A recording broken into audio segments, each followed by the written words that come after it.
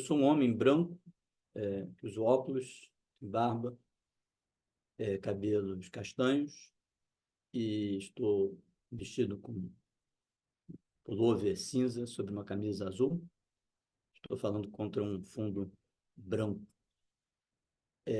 Com enorme prazer que eu faço aqui essa pequena apresentação de uma parte da obra do meu querido amigo e mestre, primeiro mestre, e sempre permaneceu para mim como um grande mestre do direito penal, permanece, pessoa com quem eu estabeleço os diálogos mais privilegiados sobre a matéria penal, maior influência, sem dúvida, intelectual que eu tive na área do direito, e que me ensinou não apenas a pensar o direito penal, mas a pensar o direito penal de diferentes perspectivas, com fluxos filosóficos, sociológicos, criminológicos, políticos, mas também me ensinou a pensar as categorias do direito penal como algo não estático, como algo dinâmico, que deve ser sempre colocado à prova, no fruto de um esforço reflexivo muito grande, e que me ensinou, sobretudo, da importância de pensar o direito penal e as categorias do direito penal sob a perspectiva de proteção da pessoa humana. Colocar, não como mero discurso, mas a sério, a pessoa humana como centro da ordem jurídica e a dignidade humana, portanto, como princípio reitor de qualquer reflexão e qualquer proposição normativa no âmbito do direito penal. Cabe a mim, aqui, apresentar o capítulo, a parte do livro Fundamentos de Teoria do Delito, correspondente à estrutura do tipo e ao processo de imputação objetiva, que inclui a causalidade e o que Juarez Tavares chama de imputação normativa. É um capítulo extenso, muito detalhado, muito difícil de ser resumido em poucos minutos. E o que eu pretendo apresentar aqui, portanto, é muito mais uma espécie de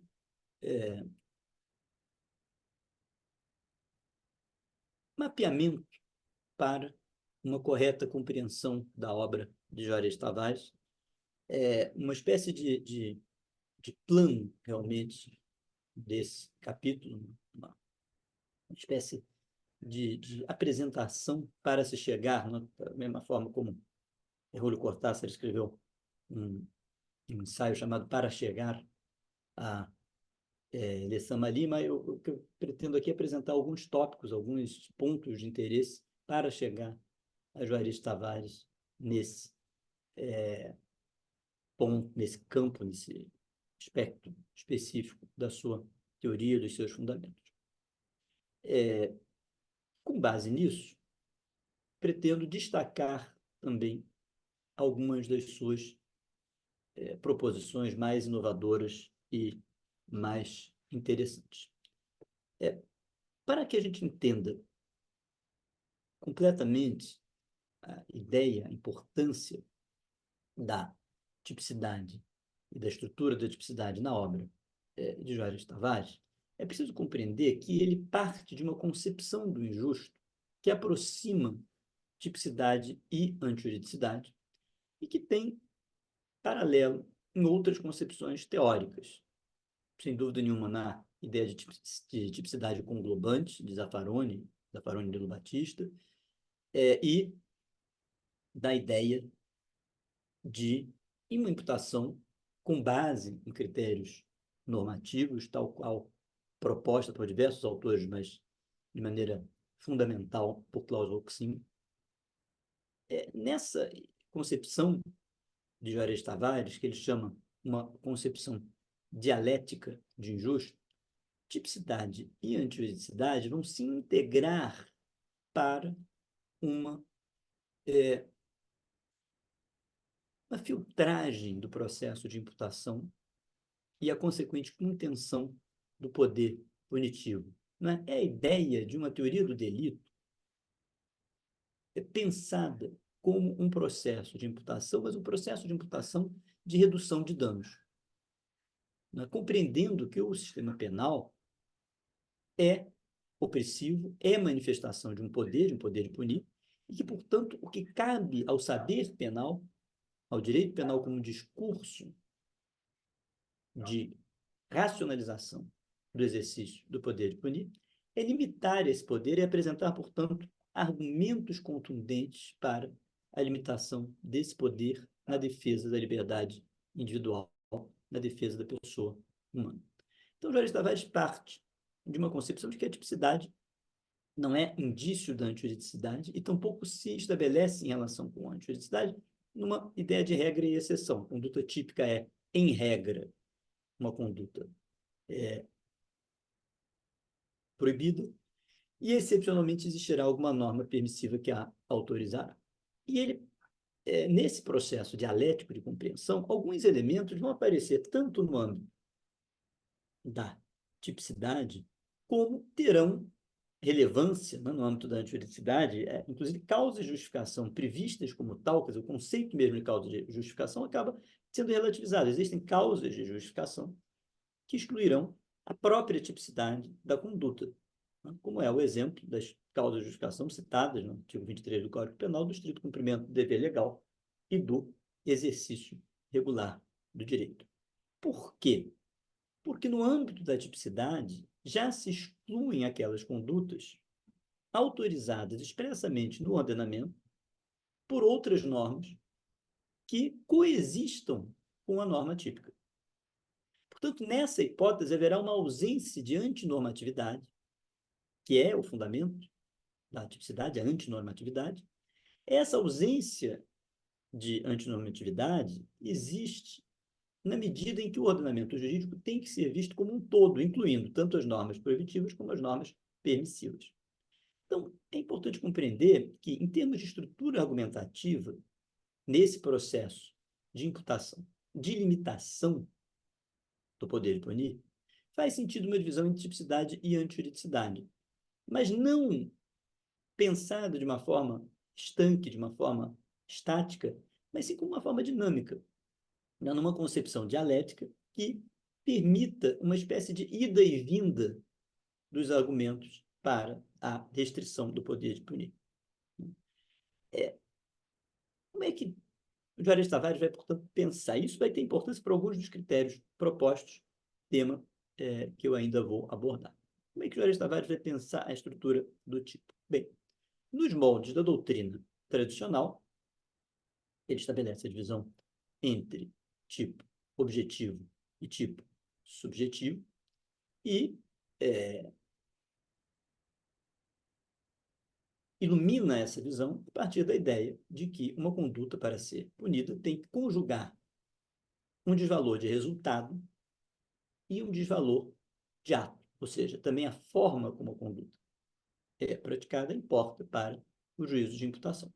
Mas dá uma enorme preponderância ao desvalor de resultado, que, aliás, é algo manifesto na própria legislação brasileira, na medida em que não é punível o crime impossível, ou seja, algum tipo de alteração da realidade é preciso estar presente para que exista tipicidade. O resultado, portanto, tem um destaque fundamental na arquitetura da teoria do delito. E isso reflete uma preocupação constante de Juarez Tavares, desde muito tempo, em salientar a importância de dados empíricos no processo de imputação. Ou seja, o processo de racionalização do exercício do poder de punir, ele passa pela exigência de que seja sempre demonstrado empiricamente que houve uma lesão ou um perigo de lesão a um interesse fundamental da pessoa humana, que se constitui como bem jurídico e, portanto, nesse processo de constituição de um interesse fundamental da pessoa humana em bem jurídico, a esse bem jurídico se agrega um valor dado pela normatividade da ordem jurídica, pela própria ordem jurídica. Né? Então, essa composição de exigência de demonstração empírica, que está muito atrelada à própria concepção de bem jurídico, é um dos pilares da arquitetura da teoria do delito em Juarez Tavares, nesse destaque fundamental, tanto o bem jurídico como a, ao resultado de lesão, o perigo de lesão de um bem jurídico, né? E a necessidade, portanto, de comprovação empírica desse resultado, seja de lesão ou de perigo de lesão. Algumas palavras sobre o conceito de bem jurídico e algumas palavras sobre as possibilidades de realizar esse resultado de lesão ou de perigo de lesão do bem jurídico. Juarez Tavares escreveu extensamente sobre o conceito de bem jurídico, combatendo a sua espiritualização, que é uma característica moderna, combatendo a proposição de bens jurídicos que se diluem em aparentes estruturas coletivas, em aparentes estruturas, né, mais abrangentes, mas que, na verdade, escondem estratégias de criminalização, como é o caso dado por ele, o exemplo do bem jurídico saúde coletiva, né? Quando, na verdade, se trata da soma de saúdes individuais e que é utilizado disfarçadamente em diversos tipos penais, mas, sobretudo, para fundamentar a criminalização do tráfico e do próprio porte de drogas, agora objeto de uma decisão algo peculiar e muito modesta em seus efeitos do Supremo Tribunal Federal. Então, Juarez Tavares exige para o bem jurídico que se trate de um valor reconhecido pelo ordenamento jurídico e, nessa medida, isso fica manifesto em outras obras, que se trate de um interesse fundamental da pessoa humana, tal como na formulação de von List, mas que faça essa transição no âmbito de um processo democrático de interesse individual que tem alguma capacidade de universalização no âmbito, evidentemente, de uma ordem jurídica, uma capacidade, portanto, de superar o mero interesse individual, mas uma aceitação coletiva, e que, com isso, se estabeleça como valor a fundamentar a imputação, não no sentido de legitimar previamente qualquer criminalização, onde haja uma possibilidade, né, que preveja uma possibilidade de lesão ou de perigo de lesão daquele bem jurídico, mas sim como um elemento de referência para o processo de racionalização da imputação. Uma exigência mínima de legitimidade, portanto, uma teoria crítica do bem jurídico, uma teoria do bem jurídico que restrinja o poder político. E nessa concepção, é importante notar que algumas feições que tomam o bem jurídico, nesse sentido de uma espiritualização, são absolutamente afastadas. Uma delas, uma manifestação muito clara na concepção de Juarez Tavares, é que funções do Estado, por si mesmas, não podem ser tomadas como bem jurídico. Portanto, existe uma necessária dedução do interesse da pessoa humana em qualquer bem jurídico que seja proposto como objeto de referência da criminalização.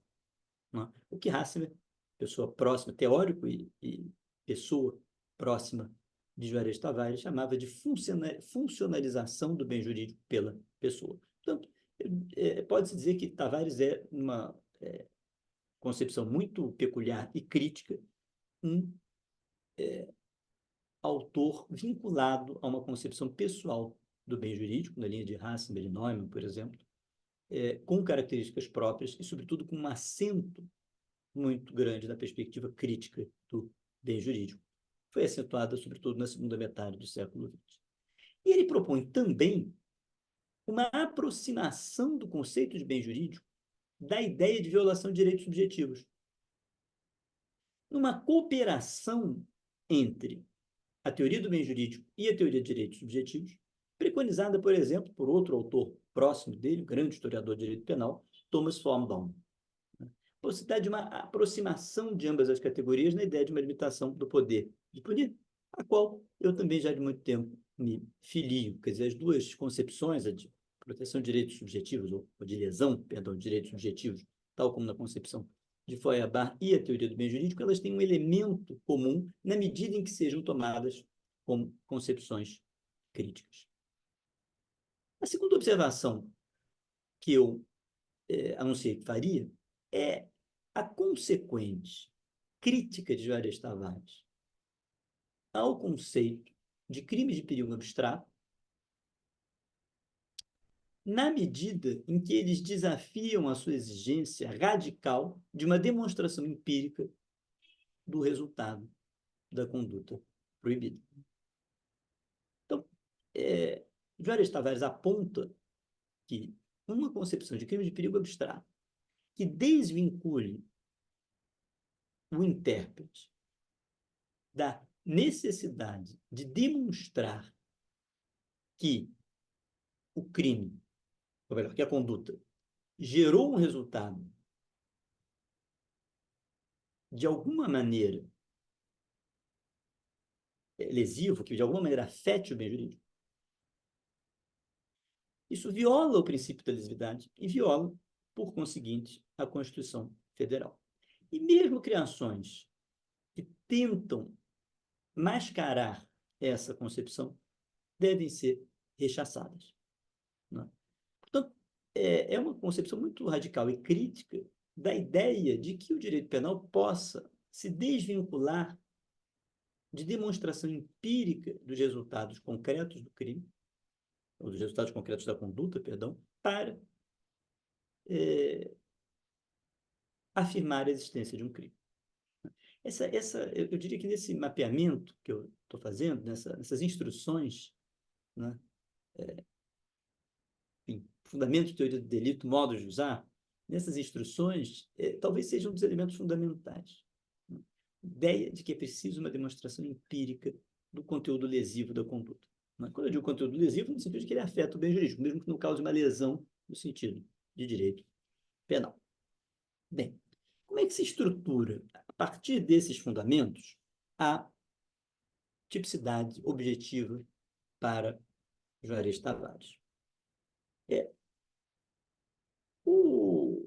Nós vemos a importância enorme do resultado. Trata-se, portanto, agora de aproximar essa concepção do jurídico de resultado a uma estrutura, a uma arquitetura propriamente do processo de imputação na sua feição objetiva. Sempre lembrando que uma concepção dialética de injusto, ela permite também a antecipação de elementos subjetivos no âmbito da imputação objetiva, se necessário, desde que com orientação, uma restrição do poder de punir. Né? Correspondendo a esse inchaço da tipicidade objetiva que se deu a partir do foco no conceito de risco, né? Nas contribuições, sobretudo, de Roxin, do funcionalismo penal, muitos elementos subjetivos acabam se perdendo e perdendo a sua capacidade de restrição, de limitação do processo de imputação.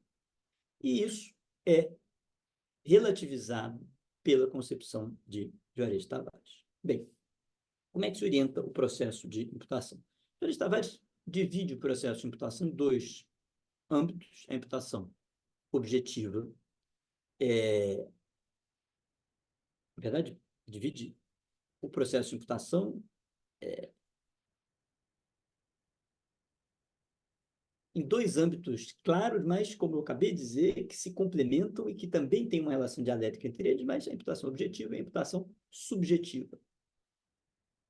Dentro da imputação objetiva, existem dois grandes setores, que são a causalidade e a imputação normativa.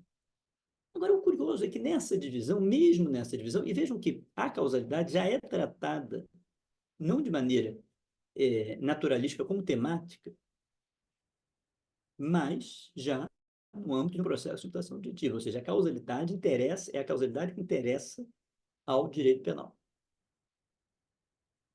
E, num segundo momento, uma imputação normativa. Mas nós vamos ver que dentro da causalidade já existem aspectos normativos a ser considerados, o que é uma inovação da obra de Juarez Tavares e uma ruptura com o que, em geral, se costuma afirmar sobre a causalidade, mas na esteira de teorias fundamentais da causalidade. Então, ele apresenta a teoria da condição, né, a teoria da equivalência das condições, em princípio, aquela que o Código Penal brasileiro refere, com a sua fórmula de eliminação hipotética e seus problemas, a teoria da causalidade adequada e a teoria da relevância jurídica. Ambas, teoria da causalidade adequada, pelo próprio enunciado da teoria da causalidade adequada e, indubitavelmente, teoria da relevância jurídica, que são teorias normativas. Então, já na tradição da doutrina, existem elementos normativos associados à demonstração da causalidade, a qual Juarez Tavares acrescenta ainda uma, que é a ideia da causalidade funcional, também com uma perspectiva de restrição da causalidade. Sendo que na etapa da imputação normativa, o que vai haver é uma dedução de critérios normativos de limitação da imputação, e que são propostos não como fundamentos positivos de imputação, mas como razões, argumentos para limitar a imputação a partir do reconhecimento da relação de causalidade. Sobre a causalidade funcional, Juarez Tavares a define a partir da inclusão na avaliação da causalidade do âmbito de proibição pressuposto pelo direito. Portanto, a causalidade ela tem que ser avaliada em função também da norma proibitiva. Né? Como diz Juarez Tavares, a causalidade funcional explica os acontecimentos a partir dos limites da norma proibitiva e de suas finalidades. E é importante não apenas tomar a causalidade como causa inicial, mas como causa final, avaliando, portanto, a função da causalidade, a função da aferição desse juízo de causalidade no contexto do processo de imputação dentro dos limites determinados pela norma proibitiva, antecipando, desse modo, para o âmbito da causalidade, problemas normativos que depois serão destrinchados na segunda etapa de imputação normativa. Novamente, aqui nós podemos dizer, isso é uma constante do livro, existe um processo dialético, existe um processo de ida e volta, não existe uma rua de mão dupla na concepção de Juarez Tavares, em que essas categorias não são pensadas de modo estanque. Isso reflete algo fundamental que às vezes se perde por razões didáticas, que é a compreensão de que a teoria do delito ela é simplesmente uma reunião de argumentos que limitam a imputação, mas que tem uma certa unicidade. Né? Afirma-se, a partir desses argumentos, o cometimento de um delito, dadas as condições estabelecidas pela ordem jurídica. Então, da mesma maneira que Juarez Tavares vai, em outros âmbitos que não estão aqui sendo analisados, aproximar o conceito de ação e o conceito de culpabilidade, retomando algo proposto já pelos penalistas hegelianos do século XIX e tirando conclusões práticas, como, por exemplo, a exclusão de inimputáveis da própria capacidade de ação no sentido jurídico penal. E nisso ele não está sozinho, embora muitos autores que pretendam essa reaproximação relativizem a divisão argumentativa entre injusto e culpabilidade e não a utilizem com os objetivos críticos que se propõe Juarez Tavares. O âmbito da imputação normativa. E aqui, certamente, eu não vou tratar de todos os critérios propostos por Juarez Tavares, isso fugiria a minha capacidade de apresentação, mas, sobretudo, extravasaria e muito o nosso tempo. O que é importante aqui nós destacarmos? Em primeiro lugar, qual é o ponto de partida e a forma muito específica de Juarez Tavares de tratar esse ponto de partida, que é a ideia do risco, sem transformar o direito penal num direito penal que tenha, como no funcionalismo, um fetiche pelo risco. Ele recupera essa categoria do risco que foi proposta, sobretudo, né, por Claude-Roxin, né, toda a estruturação da teoria da imputação objetiva, que é uma manifestação do pensamento tópico. Né? A partir de decisões judiciais, se estabelecem argumentos, não como dedução de um sistema, mas como processo indutivo. A partir de decisões judiciais, a partir de casos problemáticos, se estabelecem alguns critérios que podem orientar a imputação.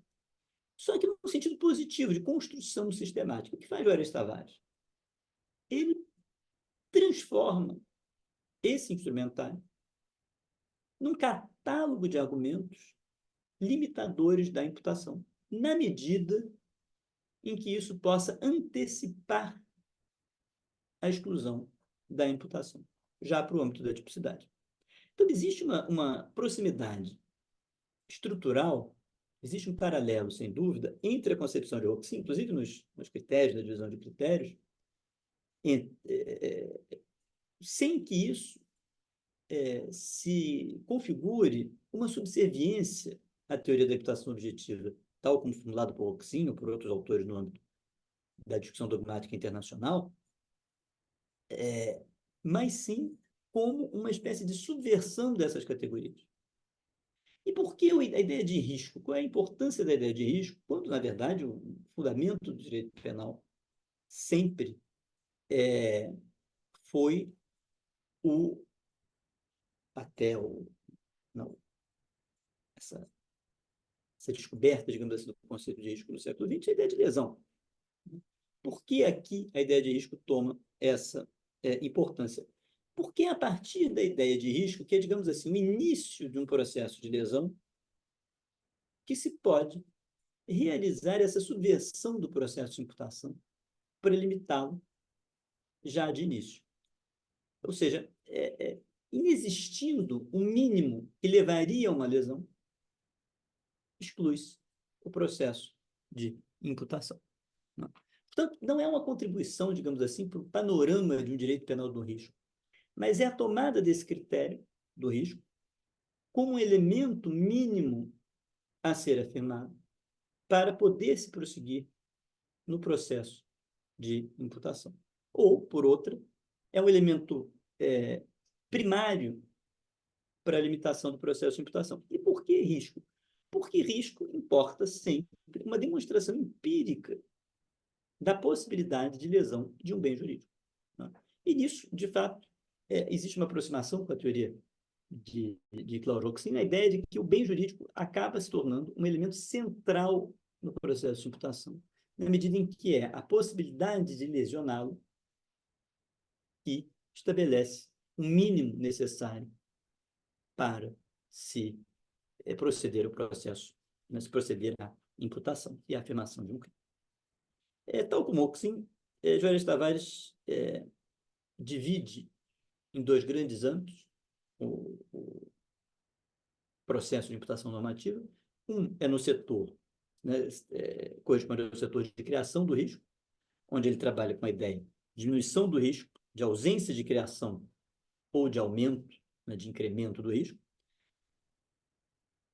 e do risco permitido, mas acrescenta a irrelevância do risco, a insignificância da lesão jurídica, do risco criado, da lesão jurídica, nesse âmbito de criação do risco. Portanto, se trata de um risco permitido, portanto, um risco normativamente aprovado pelo direito, se trata de uma conduta que não criou riscos ou que não aumentou um risco preexistente, mas também se trata de uma conduta sem lesividade, ou seja, cujo risco, possibilidade de lesão, e quanto mais de lesão, é insignificante para o bem jurídico, queda excluída a imputação. E o segundo setor seria o setor, ou é o setor, da realização do risco no resultado, onde ele prevê a ausência de realização do risco, a ausência de realização do risco não permitido, ou seja, realiza-se um risco, mas não um risco não permitido, os resultados fora do âmbito de proteção da norma, aqueles exemplos clássicos, sim, do jeito que chega antes do tempo, e porque avançou no sinal, e naquele momento que chega, pratica, né, uma conduta que acaba lesionando alguém, mas dentro dos limites normativos da sua ação, simplesmente ele chegou mais rápido, portanto a pessoa estava aí, isso está fora do âmbito de proteção da norma. Um quarto ponto, que é uma concepção muito sofisticada do comportamento alternativo, conforme o direito, muito mais restritiva que nas formulações originais da teoria da imputação objetiva, o alcance do tipo, né, para além do alcance da norma de conduta, mas o alcance do tipo em geral. E, para além desses dois setores, de criação e de realização do risco no resultado, Juarez Tavares insere ainda como apartado o consentimento do ofendido, rompendo com a doutrina tradicional que situa o consentimento do ofendido no âmbito da antijuridicidade. Né? A doutrina tradicional distingue, como ele aponta na obra, entre consenso e concordância. Concordância seria aquilo que exclui a tipicidade, está pressuposto no próprio tipo penal, ou melhor, está pressuposto que não haja no próprio tipo penal, e no âmbito da antijuridicidade se trata do consentimento do ofendido, por exemplo, para a realização de intervenções cirúrgicas, por exemplo, para a furo de orelha, para fazer uma tatuagem, que caracterizam prima facie a conduta descrita no tipo de lesão corporal. E vai argumentar Jorge Tavares no seguinte sentido. E aqui, novamente, aquela oposição entre antinormatividade e ilicitude vai se fazer novamente presente numa concepção dialética. Argumenta Jorge Tavares no seguinte: em primeiro lugar, a distinção entre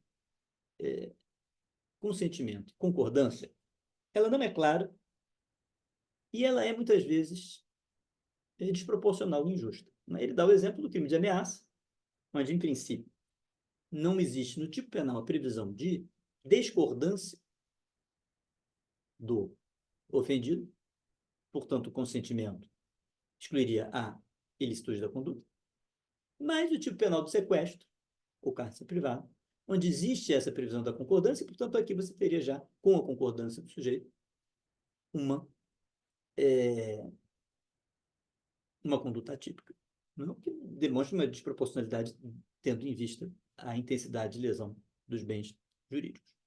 Mas, para esse argumento prático, né, em que muitas vezes não fica muito clara a distinção e leva a desproporcionalidade no processo de imputação, o que Juarez Tavares argumenta é que o consentimento do ofendido, pressupostas algumas exigências da própria norma do consentimento como norma permissiva, ou seja, que tenha uma compatibilidade com a ordem valorativa manifestada na ordem jurídica, é que o consentimento, ou seja, que se trate de bens disponíveis em alguma medida, e que, sobretudo, que se trate, o consentimento tem que ser do próprio titular em relação aos seus bens. Se há mais de um titular do bem jurídico, o consentimento terá de ser de todos.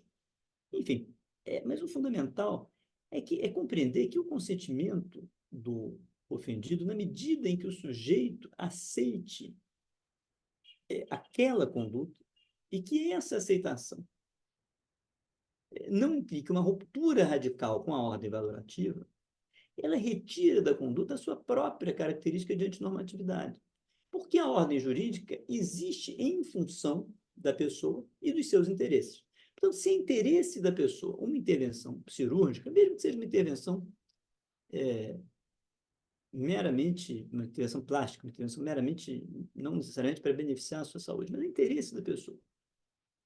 Esse interesse da pessoa está necessariamente em consonância com a ordem jurídica e não em oposição a ela. Mesmo que seja uma cirurgia de alteração total da pessoa. E inclui aqui, por razões de apoio, fundamentação, né, desses interesses da pessoa, que se confundem com a própria ideia de bem jurídico, a ideia, por exemplo, de consentimento para operações de mudança de sexo ou operações necessárias, portanto, para a realização do que a própria pessoa pleiteia como seu interesse legítimo para a sua vida no mundo. Não? Portanto, o consentimento ele acaba adquirindo, nesse sentido, uma dimensão que impede que se considere uma conduta praticada no sentido do desejo, do interesse da pessoa humana, como uma conduta antinormativa, uma conduta que esteja em choque, em oposição à ordem jurídica. É da mesma maneira que a existência de normas permissivas, né? Como algumas condutas, inclusive o consentimento e a existência de um sistema normativo que autoriza a conduta, vão se confundir. Por exemplo, nos esportes, que pressupõem lesões da integridade física, o boxe, o MMA, etc. Existe um sistema normativo que os autoriza e, portanto, normas que vigem, coexistem, né? Vigem no mesmo momento e coexistem com as normas proibitivas, o que já excluiria a antinormatividade, mas que também são manifestação do consentimento do sujeito em participar daquela atividade. Portanto, o consentimento se destaca aqui, numa teoria também sofisticada e moderna, como elemento de restrição, de limitação do processo de imputação normativa. Esses são os rasgos fundamentais da estrutura do processo de imputação no âmbito da tipicidade objetiva, na obra Fundamentos de Teoria do Delito, de Juarez Tavares. Como se vê, há muitos aspectos a serem discutidos e aprofundados. É uma obra de inegável alcance dogmático e filosófico. É uma obra que propõe uma reestruturação das categorias da teoria do delito no sentido de um processo de imputação que racionalize o quanto possível a atuação do sistema penal e, portanto, limite o poder de punir a partir de um saber penal atrelado à ideia de garantia da pessoa humana. É isso. Meu primeiro contato com Juarez Tavares foi um contato indireto na graduação, quando tive a oportunidade de ler a tradução da obra de Munhoz Conde, Teoria Geral do Delito. Mas imediatamente após, por indicação dos meus professores, acessei a versão espanhola de Teorias do Delito e a primeira versão de Direito Penal da Negligência. E ali, para um jovem estudante, um leitor iniciante, né, já era impressionante o conhecimento enciclopédico de Juarez. Como Juarez dominava a dogmática e articulava as categorias da teoria do delito. Posteriormente, eu conheci nos eventos do Hotel Glória, organizados pelo querido James Tubenschlag, e ali nesse contato mais direto, escutando as palestras, lendo seus artigos e, sobretudo, conversando com o Juarez, dava para perceber como ele tensionava a todo momento as categorias do delito com a realidade social. Demonstrava ali como o saber dogmático tradicional, insípido, tido como neutro, não dava respostas adequadas para os nossos problemas, para o problema periférico, marginal, das crises que constantemente vivemos. Mas é na tese Teoria do Injusto o grande salto. Ali Juarez ultrapassa os limites da dogmática e busca na filosofia essas respostas para a insuficiência do método. Ali já dá para ver nitidamente o germe da sua teoria crítica do delito, que vai ser consolidada nos fundamentos. O tratamento dogmático que Juarez apresenta para as questões de marginalização social, nesse contexto das crises que vivemos, revela um pensador inquieto, consciente do seu lugar e, sobretudo, preocupado com o sofrimento do seu povo. uma preocupação que depois vai ganhar um aporte criminológico em crime, crença e realidade. A inquietude do pensamento de Juarez, a dinamicidade do pensamento de Juarez, ela é nítida, porque ele não se contenta sequer com as próprias conclusões.